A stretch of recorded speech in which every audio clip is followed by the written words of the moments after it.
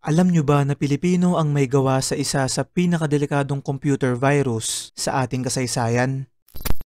Mga kaibigan, ito ay ang I Love You virus na tinatawag ring love bug na nagsimulang kumalat sa buong mundo noong May 5, 2000. Ang virus na to ay ginawa ng isang Pilipinong nagngangalang Onel de Guzman kung saan aksidente niya itong naisend sa isang tao sa Singapore at sa loob lamang ng 24 hours ay 45 million computers na kaagad ang tinamaan nito.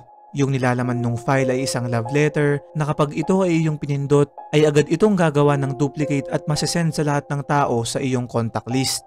Kapag ito ay iyong binuksan ay automatic nitong makukuha ang mga password at account na nakasave sa iyong computer na nagdulot ng humigit kumulang $20 million na pinsala sa buong mundo. Agad naman siyang naaresto pero wala pang batas noon patungkol sa ganitong krimen kaya naman agad-agad rin itong pinalaya. Ngayon ay may mga nagsasabi na siya raw ay nagtatrabaho sa isang cellphone repair shop sa Manila habang ang sinasabi naman ng ilan ay nagtatrabaho daw ito bilang programmer at cybersecurity sa Pentagon.